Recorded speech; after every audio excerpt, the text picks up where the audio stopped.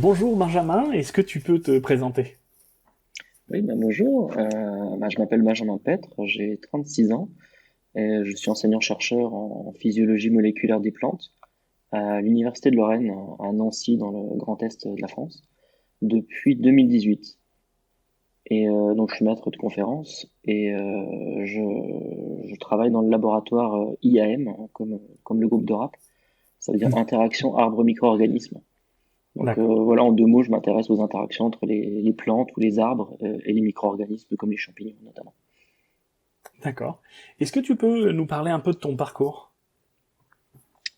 Oui, alors je peux prendre deux, trois minutes, hein. Je peux repartir Oui, bien du sûr. bac si tu veux. J'ai grandi à Metz en Moselle. J'ai eu un bac en 2003, un bac scientifique. Et après mon bac, je suis parti à Nancy, donc étudier à la faculté des sciences et technologies. C'est là où j'enseigne actuellement. Donc j'ai fait une licence de biologie, donc je suis biologiste de formation. Et après ma licence, j'ai arrêté mes études pendant un an. J'ai commencé à travailler comme technicien à l'INRAE. Donc D'accord, pendant un an, j'ai fait différents CDD de technicien. C'est là où j'ai découvert le monde de la recherche et les laboratoires, ça m'a beaucoup plu. Donc j'ai décidé de reprendre un master après ça pour faire de la recherche. Donc j'ai fait un master d'agronomie et de biologie végétale, toujours à Nancy. oui, Et j'ai fait ma première année à Québec, à l'Université de Montréal, en échange.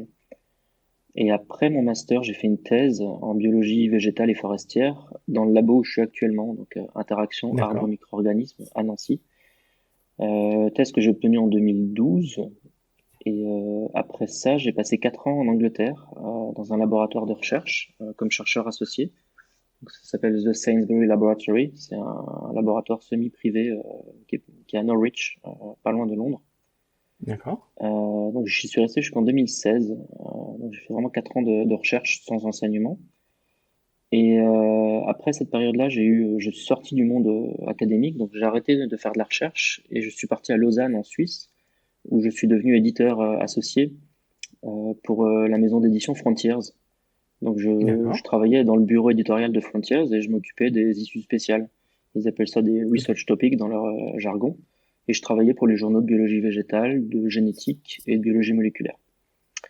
d'accord, Donc je suis resté à Lausanne un an chez Frontiers et après ça je suis revenu à Nancy pour des raisons personnelles et j'ai passé une année au chômage avant d'être recruté en 2018. Et pendant cette année de chômage, je ne savais pas que j'allais être recruté à ce moment-là, hein. Donc j'ai d'accord. créé une start-up qui s'appelait SoPaper. La start-up, elle Oui, avait pour objet de vendre des formations en communication scientifique à des laboratoires. d'accord, Donc en gros, j'avais monté un programme de formation en rédaction scientifique, en présentation orale, etc. Finalement, la start-up a jamais fonctionné. Je l'ai liquidée un an plus tard parce que j'ai été recruté maître de conférence en 2018. Et d'accord, puis depuis 2018, ça fait 4 ans que je suis maître de conférence. Voilà, j'espère que j'ai d'accord. pas été trop long. Non, non, mais pas du tout. Ouais. Je vais revenir un peu sur cette startup parce que ça m'intéresse. Euh, Tu faisais de la communication, tu faisais de la formation à la communication scientifique, mais très ciblée chercheur, c'est-à-dire comment rédiger les papiers, faire des présentations orales en congrès, Ouais, ou c'était aussi la exactement. vulgarisation et ce genre de choses? Non, j'avais ciblé que sur la communication purement académique. Donc D'accord, la formation que j'avais développée, c'était 2 jours et c'était vraiment axé sur la rédaction d'articles scientifiques et les présentations orales, comment préparer un diaporama, comment le présenter, comment répondre aux questions, etc. Donc c'était quelque chose qui d'accord. était à destination des jeunes chercheurs, des doctorants, ou des post-docs, on va dire. Et si tu veux, j'ai Ok. fait ça parce que c'est quelque chose qui m'apparaît dans le monde académique comme perfectible. J'ai l'impression Oui. que les gens communiquent très mal en règle générale et ont beaucoup de difficultés à préparer leur communication. Et c'est une grosse Mhm. source de frustration pour beaucoup de gens. Il suffit de regarder les doctorants quand ils doivent rédiger un papier, c'est la croix et la bannière. J'ai l'impression qu'ils en souffrent. Alors que si on a quelques clés très actionnables, c'est vraiment quelque chose qui est pas si compliqué que ça. Donc c'était l'objet de la formation. D'accord. Et par exemple, le top 3 de tes conseils à donner pour justement un jeune doctorant qui veut rédiger, c'est quoi? Alors pour la rédaction, c'est simple. Le premier, c'est de conjuguer des verbes d'action. Donc, arrêter de Ouais, conjuguer le verbe être, le verbe pouvoir, le verbe faire, ça c'est pas informatif. Choisir un verbe actionnable. On dit pas j'ai fait une analyse, on dit j'ai analysé, par exemple. Deuxième conseil, c'est bien choisir ses sujets. Les sujets, c'est ce dont on parle. Et dire, je sais pas, mon vélo a été volé, on parle de mon vélo. Par contre, dire quelqu'un a volé mon vélo, on va parler de quelqu'un, donc du voleur. D'accord. Donc choisir son sujet, c'est important. Et le troisième conseil, ce serait sûrement de ménager au sein des paragraphes, de bien voir que chaque paragraphe d'introduction, de résultat, de discussion, c'est trois parties. C'est un contexte, un contenu et une conclusion. Et qu'il faut toujours Oui. commencer par contextualiser, ensuite développer le contenu et toujours conclure à la fin par une phrase, les anglais disclosure, pour Oui. donner un message à la personne qui finit le paragraphe D'accord. en deux mots. D'accord. Et maintenant, donc, dans cette UMR, c'est quoi ton sujet de recherche? Alors, mon sujet, il est double, j'ai envie de dire, mais globalement, je m'intéresse aux interactions moléculaires entre les plantes et les agents pathogènes. Donc, je me D'accord. revendique de la discipline MPMI, Molecular Plant Microbe Interactions, qui est une discipline assez bien structurée, hein. En anglais, il y a même un journal qui porte ce nom. Et D'accord. pour faire simple, je m'intéresse au dialogue moléculaire entre des agents pathogènes fongiques, notamment des agents des rouilles, qui sont les pucciniales, et leurs plantes hôtes. Et donc, la première question que j'aborde, c'est comment est-ce que les agents pathogènes créent une maladie, comment ils infectent leur hôte. Et Oui. pour répondre à cette question, j'étudie essentiellement les effecteurs, c'est ces petites protéines sécrétées par les champignons pathogènes dans les cellules végétales qui vont manipuler les cellules de l'hôte pour permettre l'infection. Donc, je m'intéresse à tous ces effecteurs, donc je les caractérise fonctionnellement quand j'arrive. D'accord. Et la deuxième question, c'est l'inverse, c'est comment est-ce que les plantes font pour résister aux agents pathogènes. Et pour cette thématique-là, je m'intéresse beaucoup aux petites protéines sécrétées, les peptides de défense, comme on les appelle. Et je travaille D'accord. sur un peptide de défense en particulier qui est spécifique des peupliers et des saules. C'est une famille d'arbres que j'étudie et qui D'accord. semble présenter deux fonctions, ce qui est assez original pour les peptides de défense végétaux. C'est un peptide qui est à la fois capable de tuer les champignons, donc il est antifongique, pour faire simple. Donc vous le mettez au Ouais. contact d'une spore, il va tuer la spore. Et il semblerait qu'il soit aussi capable de déclencher des réponses de défense chez la plante, qui fonctionne comme un peptide hormonal. Il va être D'accord. reconnu Donc, par des ok. récepteurs potentiels pour déclencher des réponses. Et donc cette dualité fonctionnelle, un peptide avec ces deux fonctions au sein du système immunitaire, c'est relativement original chez les plantes. Et c'est actuellement ce qui me botte dans le programme de recherche que je développe. D'accord. Euh, T'as cité deux espèces d'arbres. Donc, je suppose Mhm. que tu travailles sur les arbres, mais ça doit pas être simple de faire de l'expérimentation sur un arbre, puisque le temps de génération et le temps de croissance est très long. Donc, comment vous gérez cet aspect-là? Effectivement, ben, on le gère très mal parce que on travaille très peu sur l'arbre au final. Ouais. Je tiens à dire que le pathosystème qu'on étudie, c'est donc à la fois un arbre d'un côté, mais de l'autre côté, les pucciniales, c'est des biotrophes obligatoires. Donc on ne peut pas les D'accord. transformer, on ne peut pas les faire pousser sur des boîtes. Donc on a un système extrêmement récalcitrant du point de vue de l'hôte et de l'agent pathogène. Donc ce qu'on fait beaucoup, c'est qu'on fait du travail in vitro, premièrement. Donc on produit beaucoup de protéines purifiées, recombinantes, et on étudie Oui. ces protéines dans des tubes, pour faire simple. Et la deuxième chose, c'est que dès qu'on doit passer sur des systèmes plus physiologiques, on doit faire des analyses chez la plante, on utilise des systèmes hétérologues. Donc moi, j'ai énormément utilisé et j'utilise énormément Nicotiana bentamiana, c'est le tabac australien, pour faire des transformations transitoires génétiques et remettre dans un contexte cellulaire des protéines et voir comment elles vont se comporter dans ce contexte. Alors, C'est si j'ai bien le, compris, en fait, tu fais exprimer ces protéines d'arbres dans une autre plante plus facile à manipuler. c'est ça, exactement. D'accord. Parce que Et mais pas Arabidopsis cette fois. non, bah, on pourrait le faire chez Arabidopsis, hein. J'ai un collègue canadien avec qui je collabore qui fait ça chez Arabidopsis. Moi, ça tient plus ma formation. Quand j'étais en postdoc, j'étais dans un laboratoire où ils faisaient énormément de transitoires, d'expression D'accord. transitoire en tabac. Donc, j'ai été formé à ça et j'ai trouvé le système extrêmement pratique, très rapide, très flexible et robuste. Et donc, je le réutilise maintenant. D'accord. Et donc l'objectif à long terme de ce travail-là, c'est de mieux comprendre, je suppose, les systèmes de résistance. Mhm. Et est-ce que c'est possible de, par exemple, de booster les résistances des plantes, des choses comme ça, ou ça va aller plus vers de la sélection variétale à long terme? Bah, Bah, t'as les deux, hein. La sélection variétale, c'est quelque chose j'ai l'impression que c'est un travail de fond, de R&D qui se fait en permanence, hein. Après, booster le système immunitaire végétal, ça se fait très bien par le génie génétique.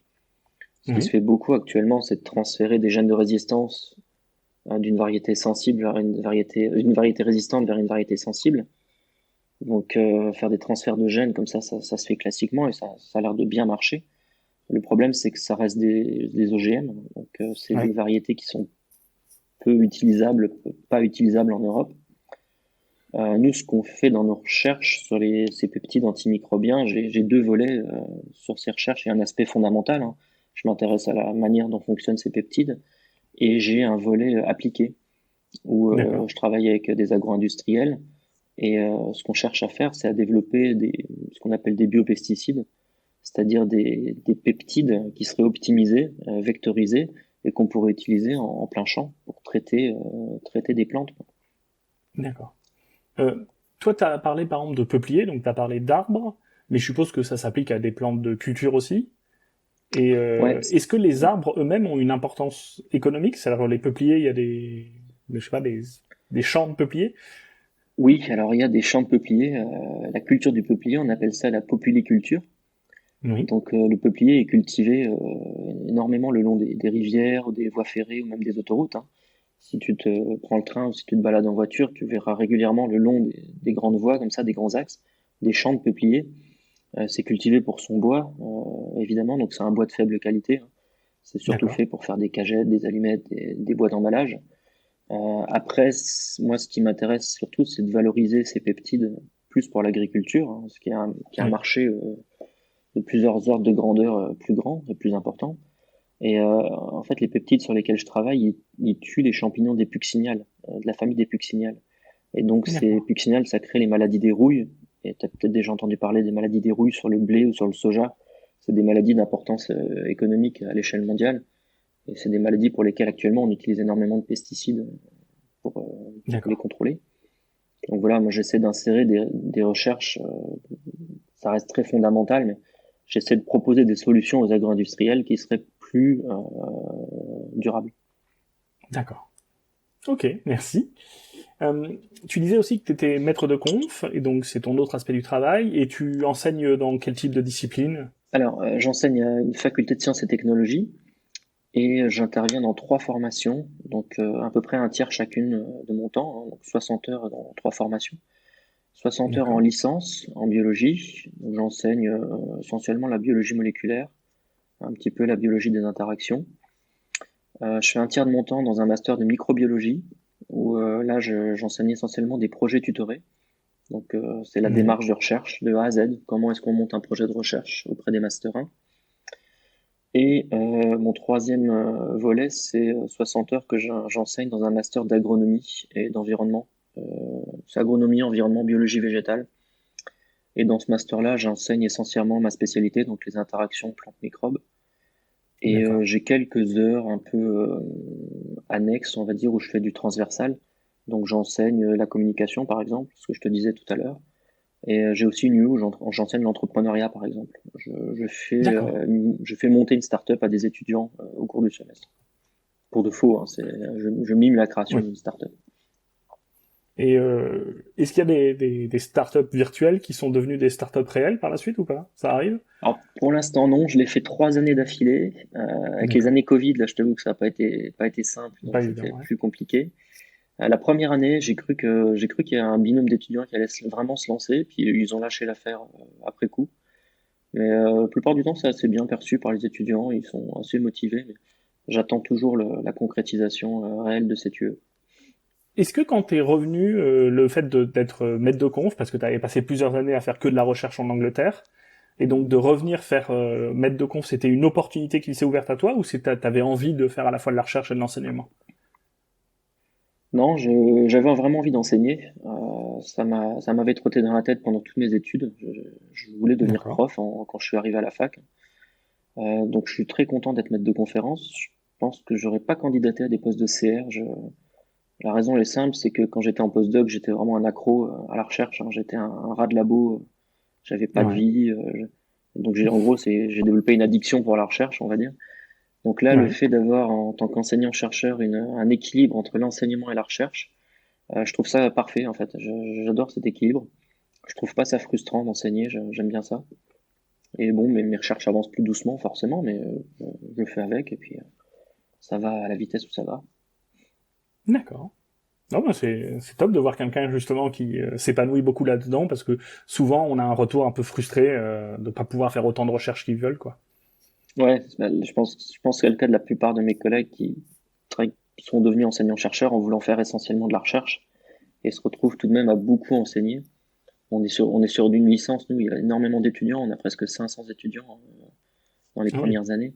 Donc on est tous en surservice et c'est vrai qu'il y a des gens qui apprécient pas tellement ça. Ce que je peux comprendre, hein. Mais bon, pour l'instant, moi, ça me plaît. Je dis pas que ça me plaira toute ma vie, mais pour l'instant, ça me plaît. D'accord. Toujours en ce moment, en fait, bah, avec l'élection présidentielle, on discute et le dernier grand projet de loi sur la recherche, on parle beaucoup de comment il faudrait faire évoluer la recherche, notamment avec des différentes sur les budgets, les postes de profs, les tenure track à la française telle qu'il y a eu Mhm. lancé tout ça. Si toi, à l'heure actuelle, t'étais ministre de la recherche et que tu avais le choix de changer quelque chose dans la recherche, dans un système de fonctionnement, c'est quoi le truc que tu changerais et dans quelle direction? Je vais te décevoir, mais je vais répondre ce que tu as répondu il y a quelques jours, mot pour mot, sur une Ouais. vidéo que j'ai vue sur ta chaîne. J'avais exactement la même idée, hein, je te pique pas les idées, mais gonfler le budget redondant, le budget cœur pour les chercheurs, la Ouais. part chercheur, de manière à pouvoir fonctionner et garder les appels à projets pour des projets ambitieux, collaboratifs. Ça me paraît être une idée excellente en fait. Actuellement, moi, j'ai vraiment rien pour bosser, hein. Enfin, j'ai 3 4 000 euros que Oui. j'utilise pour commander des amorces, des choses comme ça. Donc, j'ai l'impression que je suis recruté par une université, mais que j'ai pas les moyens de travailler, tout simplement. Alors que Oui. si j'avais ne serait-ce que 10 15 000 euros par an, j'aurais de quoi faire et je pourrais être productif, j'en suis sûr. Mais actuellement, je passe énormément de temps à juste rédiger des projets avec les taux de succès qu'on connaît, hein. Donc, Oui. je trouve ça profondément inefficace, quoi. Surtout plus pour les chargés de recherche et les chercheurs qui sont recrutés mais qui n'ont pas les moyens de travailler immédiatement. C'est assez surprenant. Donc, c'est ça que je changerais. D'accord. Est-ce que tu as une idée du pourcentage de temps que tu passes, toi, par exemple, à faire des appels à projets dans ta recherche? T'as mesuré un peu ou... Ouais, alors, à vue de nez, bah, la première année j'ai été recruté zéro, parce que j'ai quasiment rien fait. Ouais. J'ai fait que de l'enseignement, on va dire. Après, les 3 années qui ont suivi, je dois passer un bon mois, tout mis bout à bout, ça doit être un douzième de mon temps, quoi. Oui.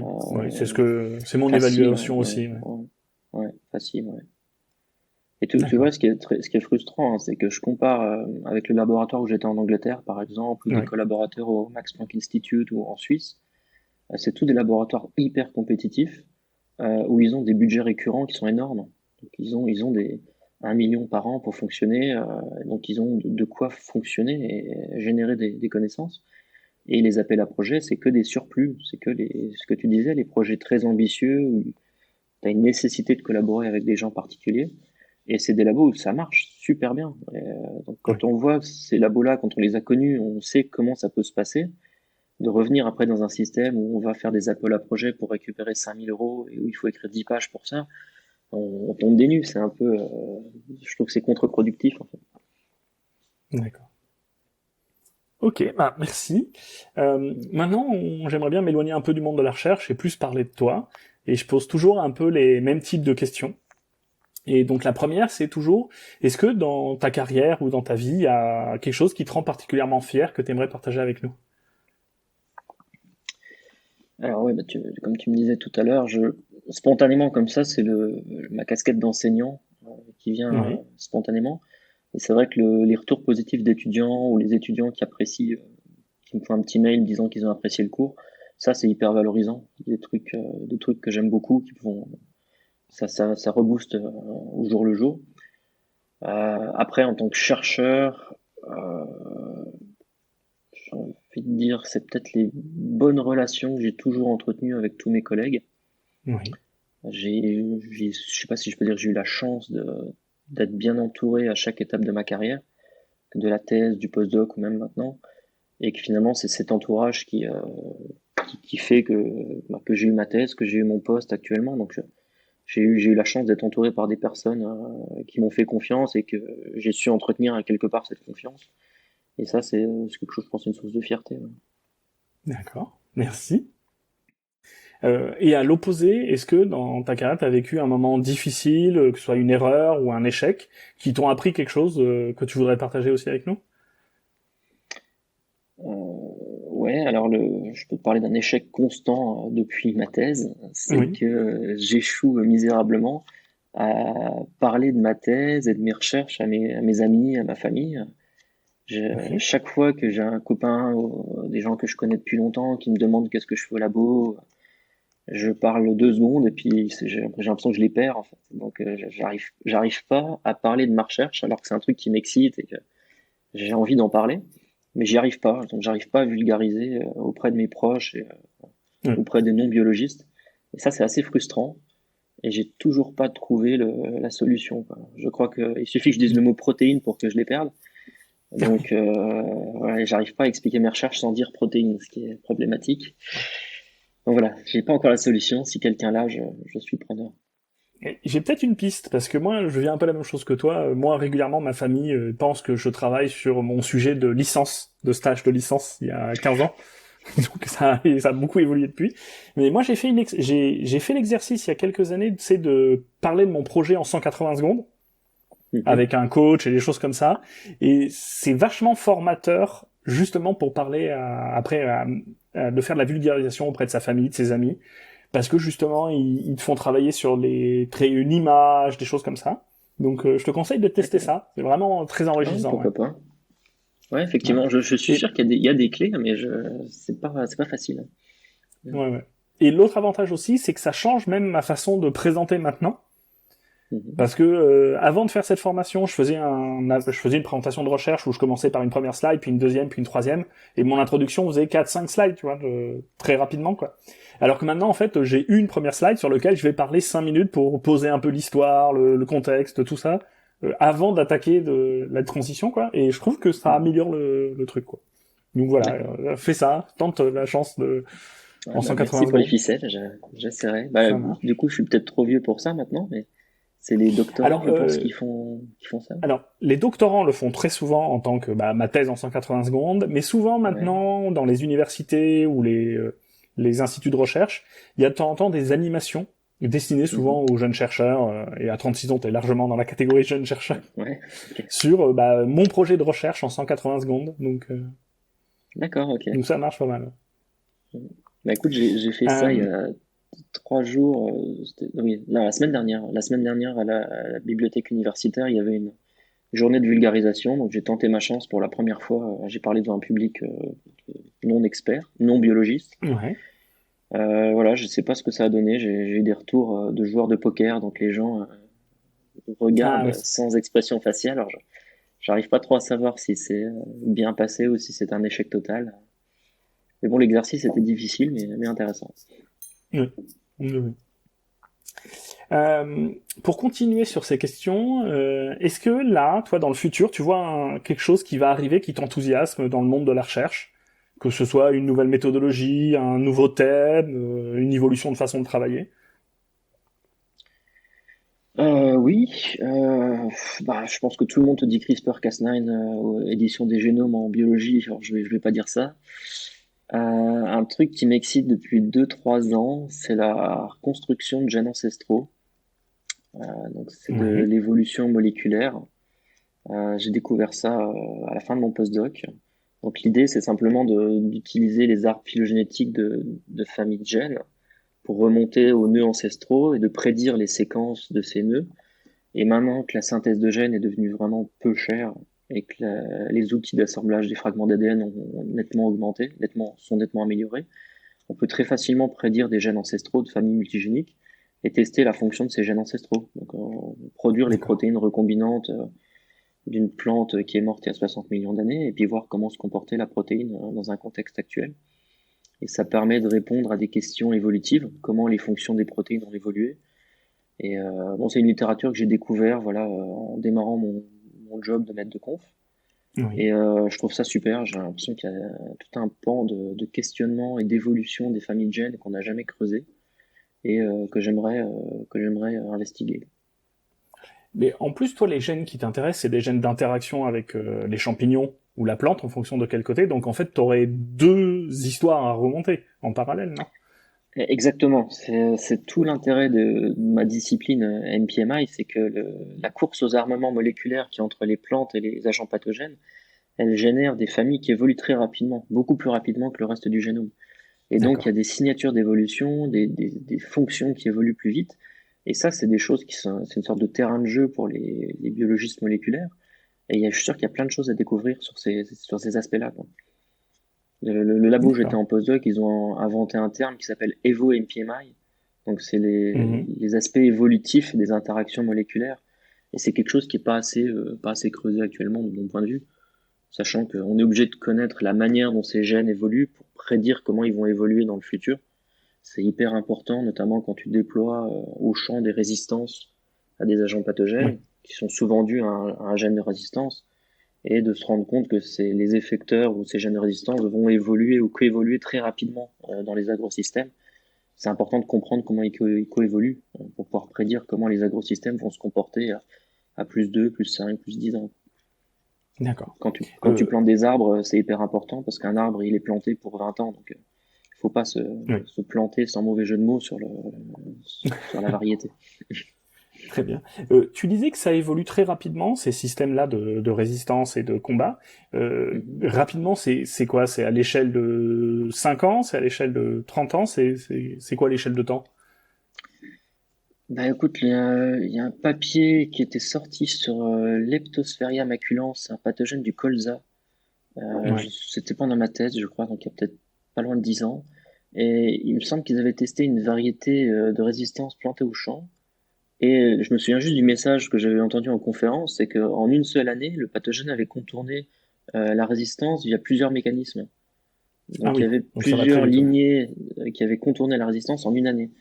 Euh, ça m'avait vraiment marqué à l'époque quand je l'avais entendu, cette histoire en congrès.